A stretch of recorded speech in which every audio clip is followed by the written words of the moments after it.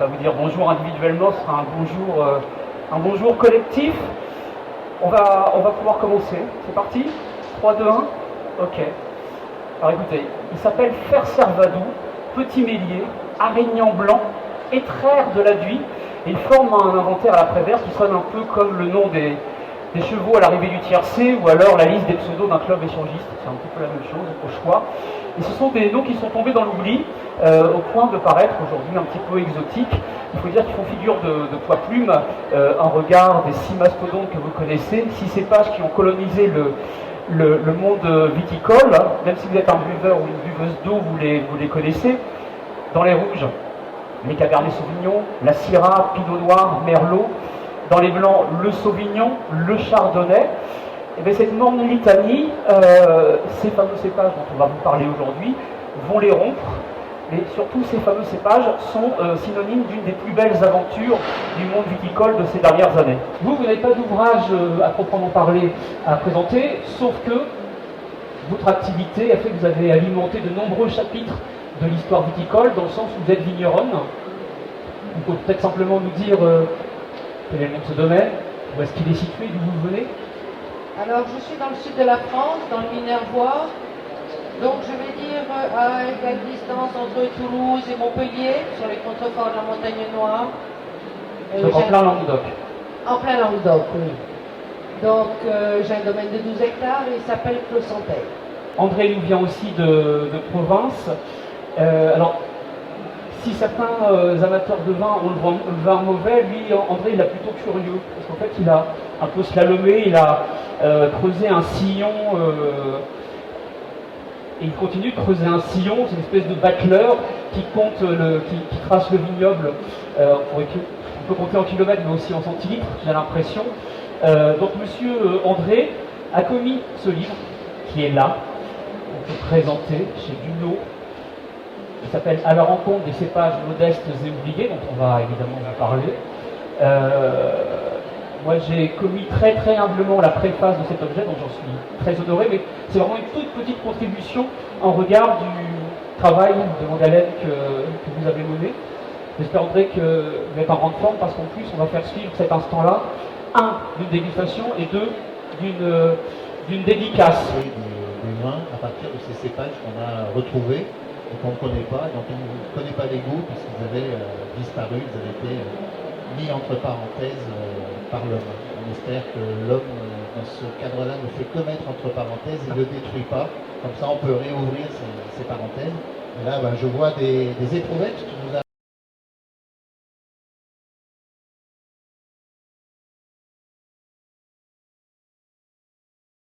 Patricia, vous êtes installée dans le Languedoc, et d'emblée, vous êtes installée en faisant un geste assez fort, en prenant des décisions assez fortes lorsqu'on parle de cépage. Oui, quand j'ai fini à Bordeaux, la dernière année, vous parlez de formation. De formation à Bordeaux, mon prof de l'Institut œnologique de Bordeaux m'a dit « Pourquoi tu ne viens pas t'installer à Bordeaux ?» J'ai dit d'abord, Languedoc, c'est mon pays. Et puis on a un terroir extraordinaire et je suis sûre que les gens vont finir par le comprendre qu'on a un grand terroir. Et il m'a dit, mais non, viens à Bordeaux, tu vas ramer toute ta vie. Bon, il a raison, j'ai ramé toute ma vie. Mais voilà, c'est pas grave, un jour ça changera pour les enfants et les petits-enfants, on verra. Mais voilà, et donc quand je suis arrivée au domaine, il faut savoir que dans le Languedoc, l'histoire, au XVIIIe siècle, les vins du Languedoc avaient une bonne réputation. C'était considéré comme des vins fins, élégants, beaucoup de fruits. Ce n'est pas le cas lorsque vous arrivez. Le Languedoc, quand vous arrivez, est marqué au fer rouge. Voilà. Il essaie plutôt de faire oublier son histoire un peu chargée pour s'offrir une page blanche et se réinventer. Je crois surtout, c'est pas politique, hein. Je crois surtout que quand il a fallu trouver une région en France au moment de l'industrialisation, c'est le Languedoc, donc il fallait produire beaucoup de vin pour empêcher que les gens meurent de maladies dues à l'eau. Donc il n'y a que le Languedoc qui est capable de produire du vin tous les ans, sans effet de millésime. Mais l'argent a envie de gagner et c'est quand même facile. C'est plus facile de continuer un peu, même en améliorant, puisqu'on a parlé de cépages améliorateurs. Alors les cépages dits améliorateurs sont les cépages que vous connaissez aujourd'hui, notamment ceux dont on a scandé les noms tout à l'heure, les Syrah, les Merlots, les Cabernets, etc., qui ont vraiment colonisé toute la planète. Et la merveille du Languedoc, c'est qu'en fait, c'est vrai qu'on est terroir, on peut tout avoir, on peut tout planter. Donc c'est pour ça que c'est un peu un fouillis dans le Languedoc, parce que vous pouvez tout avoir. Et moi, justement, pardon, oui. Vous arrivez, vous pouvez tout faire, oui. Sauf que vous ne faites pas tout. Non. Vous, d'emblée, vous vous installez dans un geste bien précis par rapport à ces cépages-là. Oui, parce que d'abord je suis languedocienne et je sais qu'on a un grand terroir et j'ai voulu le prouver. Et pour le prouver, j'ai défendu certains cépages qui existaient encore. C'est ce qui est dans ce livre, le Cinsault. Pour moi, le Cinsault est un des plus grands cépages. Il devrait être au niveau des Cabernets et des Merlots et des Pinots Noirs. Cabernets et Merlots qui vont former les vins de Bordeaux et les Pinots Noirs vont former les vins de Bourgogne. Et puis j'ai voulu retrouver ces anciens cépages. Alors, pour autant, donc, vous préservez, on a scandé le nom de Cinsault, vous verrez qu'effectivement dans le bouquin, vous avez une place assez prépondérante, puisqu'il y a André qui opine du chef, celui qui l'a écrit il est un petit peu au courant, avec même une double page pour qu'on puisse se téléporter dans votre univers, mais pour autant, tout n'a pas été un long fleuve tranquille. Vous avez dû faire face à des vents contraires, vous avez rencontré des freins. Quels étaient les freins principaux? Est-ce que ce sont les instances professionnelles? Est-ce que ce sont peut-être même vos collègues? Est-ce que ce sont des clients? Est-ce que c'est l'univers du vin tout entier qui était à fond campé contre vous? Non, c'est que c'est pas bon d'être en avance. Par exemple, quand j'ai planté les anciens cépages, mes confrères m'ont dit trace-nous l'autoroute, on verra plus tard si on suit, quoi. Voilà. Comme ça, c'est toi qui prends les claques, c'est toi qui fais ça, et après, quand tout ira bien, on verra si on te suit. Et puis le Cinsault, non, le Cinsault, j'aimais le Cinsault, j'aime cette finesse. Je dis souvent que le Cinsault, c'est notre Pinot Noir du Sud, cette élégance.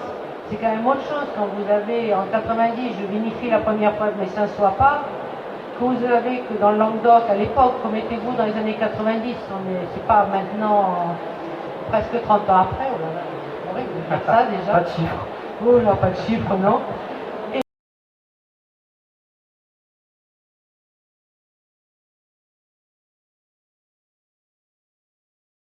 Alors, on comprend en tout cas avec la construction du livre et aussi avec l'histoire que ces couples sont incarnés. Pour que l'histoire existe, il faut qu'effectivement le cépage rencontre quelqu'un, comme dans l'histoire de Patricia, et c'est ce qu'a fait André tout au fil de ce livre-là. Est-ce qu'avec ces propositions-là, cet univers de goût un petit peu différent, est-ce qu'on arrive à coloniser aussi le gosier je vais dire les choses trivialement, des clients? Est-ce qu'on arrive à trouver de nouveaux clients? Est-ce qu'on arrive à créer de l'appétence autour de ce geste avec des cépages un petit peu exotiques? Alors, je trouve, depuis le temps que je suis dans le métier, que les gens maintenant ont plus confiance en leur goût. Ils ne regardent pas les étiquettes, mais ils font confiance à ce qu'ils goûtent. C'est un grand changement des 20 dernières années, parce que je peux dire qu'avant, c'était pas ça. Et c'est vrai, c'est étonnant. Alors c'est vrai que souvent, quand on goûte quelque chose qui est étonnant, on est d'abord surpris. Mais ils ont de gros avantages. D'abord, en tout cas pour nous dans le sud, dans des régions sèches comme c'est, ils ont beaucoup de fraîcheur. Et ça, c'est important. Le blanc, le premier blanc que j'ai fait, je ne savais pas du tout ce que les cépages allaient me donner. Et j'étais tellement contente de cette fraîcheur. Un blanc, ça doit avoir de la fraîcheur. Quand on aime le blanc, c'est frais. Et voilà. Et donc, oui, les gens sont surpris. Alors après, ils partent dans un sens, dans un autre, parce qu'ils ont besoin de retrouver des critères. Le premier blanc, c'était... Ça peut être un peu désarçonnant. C'est désarçonnant. Une fois, on m'a dit, on dirait un Riesling. Non, peut-être avec du chenin, parce qu'il y avait cette fraîcheur qu'on ne trouve pas chez nous. Donc c'est amusant, mais voilà. Ça a une belle personnalité. Ça ouvre la richesse qu'on a en France. On a une belle richesse des cépages en France, et il ne faut pas la perdre. Là, pour rejoindre la question du goût, alors c'est vrai que nous, on est dans le culturel, hein, on est dans l'empélographie, on est dans le patrimoine, on est dans l'héritage, mais on vit dans un monde où on est quand même bien gouverné par l'argent. Et en fait, on s'aperçoit que ces cépages-là, ils trouvent des niches de consommateurs et qui rencontrent un grand succès qui se manifeste par le fait qu'ils sont vendus, ils trouvent, que ce soit à New York, que ce soit à Berlin, que ce soit à Provence, etc. Ils ont vraiment leur clientèle. Donc c'est ça qui est formidable. On s'aperçoit qu'effectivement, on a ces clientèles, ces consommateurs qui sont jeunes, qui ont envie de sortir des mastodontes dont tu parlais tout à l'heure, ces cépages très classiques, très convenus. Et à partir du moment où on leur dit, regardez, ce cépage, il est très rare, il est planté sur des petites parcelles, oui, déjà ça intéresse, mais quand vous les goûtez, ils sont différents. Quelle fraîcheur, quelle minéralité, quelles caractéristiques particulières, etc. Et on s'aperçoit que ce sont des vins et des cépages qui ont leur marché. Et ça explique pourquoi un peu partout dans le monde, finalement, maintenant, ce phénomène, il n'est pas que français. Dans cette revalorisation des cépages anciens, c'est un phénomène que l'on trouve en Grèce, que l'on trouve en Italie, que l'on trouve dans pas mal de pays. On a dans la salle Jean-Luc Etchevan, qui est l'un des responsables d'une association, qui est l'association Wine Mosaic, qui fait une excellente connaissance de tout le pourtour méditerranéen. Et tous ces gens-là qui ont failli basculer dans les grands cépages internationaux dont tu parlais, aujourd'hui ils se disent non, déjà ça fait des vins standards, ça fait des vins internationaux, et puis on a un capital, on a une richesse, on a un gisement ampélographique formidable. Il faut qu'on revienne à nos cépages traditionnels. Alors, vous imaginez toutes les îles grecques avec leurs cépages autochtones, ça représente des centaines et des milliers de possibilités. Alors justement, on a bien compris que, bah oui, Chardonnay, Merlot, Syrah, le buveur s'ennuie. Accessoirement, c'est des cépages qui, je le disais tout à l'heure, ont colonisé toute la planète, mais pas forcément sur un terroir de prédilection. Et dans le geste dans lequel vous êtes installé, Patricia, relayée par les bons offices d'André ou de Wine Mosaic assis au fond, on a un geste qui dépasse ce simple cadre de l'anecdote, parce que vous avez prononcé le mot de sécheresse, j'ai parlé de terroir tout à l'heure. Lorsque vous installez, la sécheresse, c'est même quelque chose de constitutif de l'histoire de votre domaine, puisque c'est un des premiers soucis avec lesquels vous êtes en prise. Ah, c'est certain. La première chose que j'ai demandé à l'ancien propriétaire, avant d'acheter, je lui ai demandé, est-ce que vous avez été sensible à la sécheresse du 56? Il m'a dit non. J'ai dit, on doit avoir de belles nappes là-dessous. Ça vaut la peine. Et c'est vrai. Mais bon, l'évolution change, parce que là, par exemple, pendant 2 ans, il n'y avait plus rien dans les nappes. L'année dernière, il n'y avait plus rien. 2003, on parle de 2003, c'était une grande chaleur, grande sécheresse, mais on avait encore de l'eau dans les nappes. À la limite, 2005 a été plus dur, parce qu'il faut de l'eau dans les nappes. Eh bien, justement, à cépage égal, est-ce que sur ces années un peu compliquées pour le matériel végétal, qui va se trouver en situation de ce qu'on appelle, nous, le stress hydrique, est-ce que vous avez eu des réactions différentes selon les cépages? Est-ce que vous avez pu constater justement la bonne adaptabilité de ces cépages dits anciens à leur terroir d'origine? Est-ce que ça se vérifie? Alors, je parlerai pas. Le blanc que vous avez goûté là, il vient d'une jeune vigne, donc ça, j'en parle pas parce que la vigne n'est pas encore bien enracinée. Mais en ce qui concerne les rouges, par exemple, le Ribéirac noir, vous allez goûter, c'est un cépage qui n'a pas envie d'avoir du degré. Alors là, il n'a pas envie du tout. Je pense que même si je le ramassais à Noël, il n'en aurait pas plus. Il n'a pas souffert de la sécheresse cette année, mais il ne m'a pas fait plus de degrés pour autant. Hein. Alors, moi, en grand professionnel, hier soir, j'ai révisé un petit peu. J'ai goûté un C de Santeil 2009. Et on parlait de fraîcheur. Je suis un témoin vivant et encore vivant de cette dégustation-là. Beaucoup d'allant, beaucoup de dynamique dans la bouteille. Et vous pouvez penser à des accords, puisqu'on est quand même dans un corner cuisine, avec du riz au curry, poulet, crevettes, et un peu de peps, et ça fonctionne très bien. Vous avez parlé du Ribéirac noir, et vous êtes aussi entiché d'une autre bestiole un petit peu particulière, qui est son pendant blanc, Ribéirac blanc. Alors, lui aussi, il revient de loin, non? Ah ben le Ribéirac blanc, c'est simple. Quand j'ai planté ma vigne de blanc, j'ai récupéré les plants à Vassal, donc dans la collection de l'école de Montpellier. Alors peut-être 2000 parenthèses, voilà. Vous expliquez ce que c'est que ce fameux endroit Vassal, parce qu'il a un relief particulier. Voilà, à Montpellier, c'est très important. Il y a un conservatoire dans lequel ils gardent 5 souches de chaque cépage. Et c'est très intéressant ce conservatoire, et c'est à eux que je me suis adressée pour avoir mes premiers cépages de blanc. Donc j'ai eu du Ribéirac noir, du Ribéirac blanc, du Ribéirac gris et du Ribéirac verdal. C'est les 4 qui existent dans le Ribéirac. Le Ribéirac blanc, le souci de leurs plantes, c'est qu'ils sont un peu malades. Donc quand j'ai replanté ma nouvelle parcelle, je leur ai demandé s'ils avaient fait des progrès sur l'état sanitaire des cépages, et du Ribéirac blanc par exemple. Et en fait, chez eux, ils n'ont plus de Ribéirac blanc. Le Ribéirac blanc est mort. Donc ce qui veut dire que je suis la dernière, et je cherche partout des gens qui pourraient avoir du Ribéirac blanc.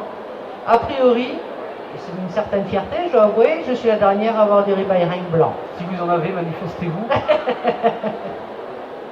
Alors, l'autre anecdote, le Ribaireng Verdal. On me dit le Ribaireng Verdal, c'est chouette, c'est blanc avec des petites taches roses. Donc, je l'ai mis dans le blanc. Ben, pas du tout, du tout, du tout. C'est noir avec des petites taches blanches. Donc, j'ai 3 rangées et demie d'un raisin rouge au milieu de mes raisins blancs. Voilà. Heureusement que les vendangeurs ne sont pas daltoniens. Alors, juste, on comprend bien le sens d'un conservatoire. Vous avez prononcé le mot disparaître, etc. Vous, André, vous avez accompagné au plus près une autre aventure qui est un petit peu de l'autre côté du pays. Vous avez suivi au plus près les aventures des Savoyards, puisqu'on a une famille, les Grisards, qui s'est assez rapidement emparée de cette problématique-là. Vous pouvez nous raconter un petit peu ce qu'ils ont initié comme initiative en Savoie? C'est tout un processus, effectivement, qu'on peut illustrer au travers de ce qui a été fait en Savoie par les Grisards, de ce qui est fait en Isère. On ne peut pas dire que l'Isère ce soit forcément un département très très connu au niveau... Dans les deux cas, Isère comme Savoie, l'aventure est narrée... Oui, tout à fait. Tout à fait. Et c'est vrai que ce ne sont pas forcément des vignobles, enfin, je pense notamment à l'Isère, où on se dit qu'il y a eu des vignes. Or, il y a eu des vignes partout en France, hein, on est une civilisation du vin. Une église, une vigne. Une église, une vigne, oui, très jolie formule. Et effectivement, il y avait des vignes le long des voies de communication, il y avait des vignes autour des grandes habitations, et les agglomérations de l'Isère avaient forcément leurs vignobles tout autour. Donc c'est une bonne illustration effectivement de prendre la Savoie et l'Isère, mais c'est une démarche qu'on va retrouver aussi partout en France, dans le Gers, avec les producteurs de la cave coopérative de Clémont. C'est de se dire, premièrement, on sait par la littérature, ou par la mémoire, ou par des traces, que nous avons eu tel et tel cépage. Et donc finalement, il y a un premier travail qui est un travail d'explorateur à faire, un travail d'Indiana Jones. On va chercher ces cépages-là. Alors comme les vignes ont été arrachées pour la plupart, évidemment on ne va pas trouver une parcelle de Ribaireng blanc comme ça de 3 hectares, ça n'existe pas.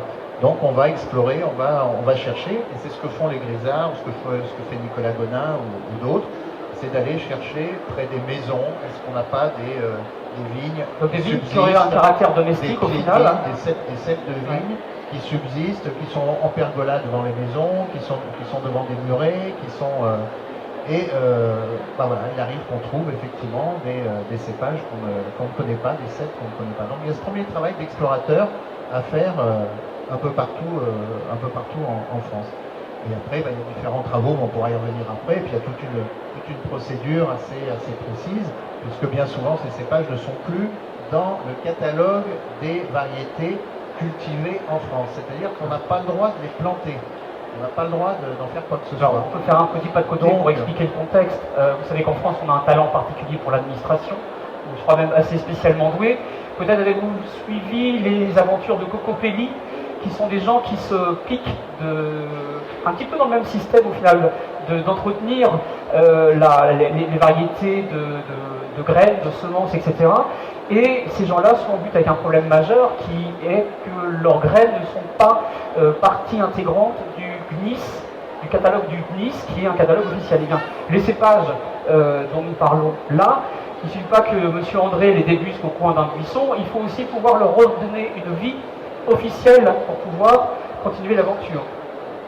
Donc il y a effectivement tout un dossier à faire pour prouver la valeur agronomique, technique et environnementale, la VATE, si je ne me trompe pas, et si on n'a pas la possibilité de constituer il faut demander la possibilité de faire des plantations expérimentales pour pouvoir tester ces aspects-là. Nous, on a effectivement après des micro-vinifications qui permettent de savoir ce qu'il en est. C'est les bouteilles que vous allez pouvoir goûter juste avant. Donc voilà. C'est vous dire la valeur incroyable de ces témoins. Vous allez éradiquer la moitié de la production juste avec un demi-verre, attention. Voilà, c'est sur des parcelles expérimentales, effectivement. Et ensuite, une fois que c'est inscrit au catalogue, on peut le cultiver. Et c'est là que va se passer l'épreuve du goût, du marché, des consommateurs, etc.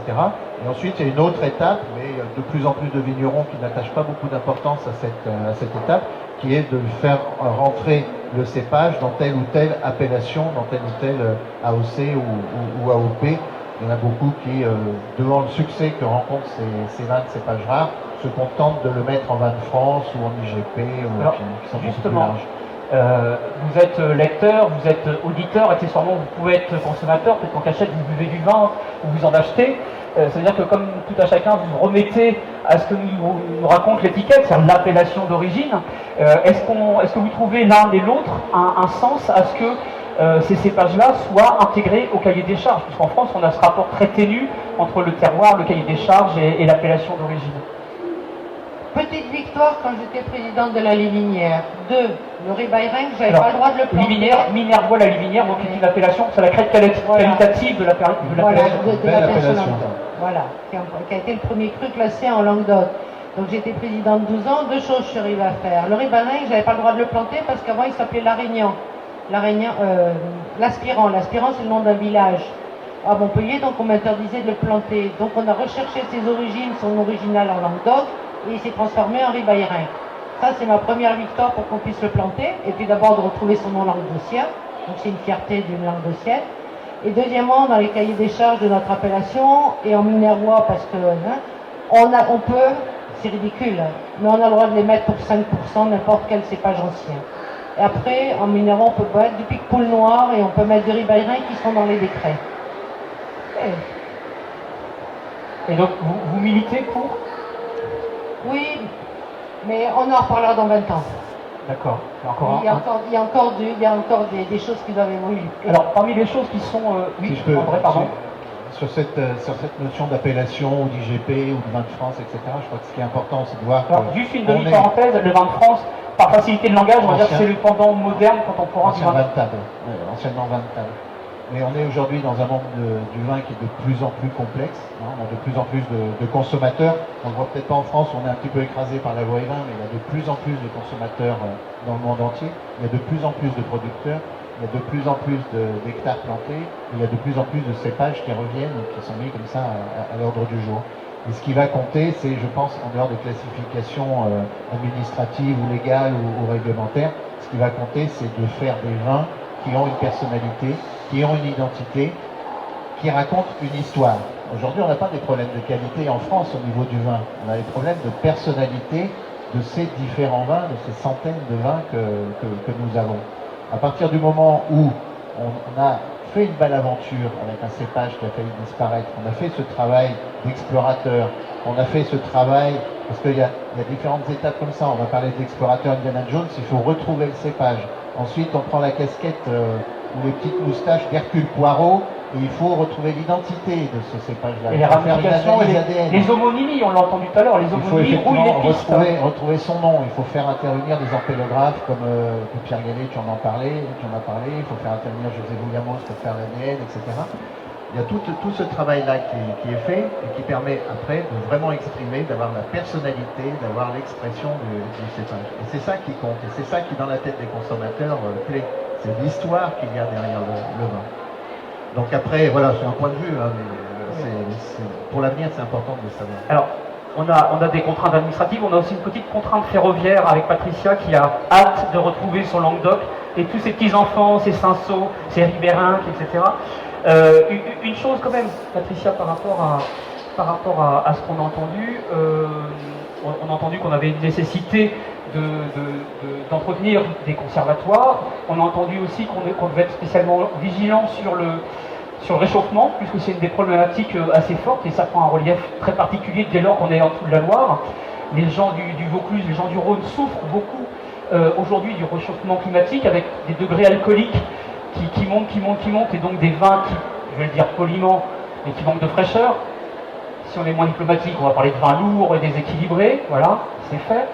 On sait aussi que, par exemple, même les Bordelais, Bordeaux qu'on pense intangible, qu'on pense bâti pour l'histoire, même les Bordelais s'interrogent, ils sont en train de regarder, d'observer un cépage portugais. Pourquoi? Parce qu'on sait que dans 20-30 ans, il fera à Bordeaux le même climat qu'à Porto aujourd'hui, avec 2 ou 3 degrés de plus.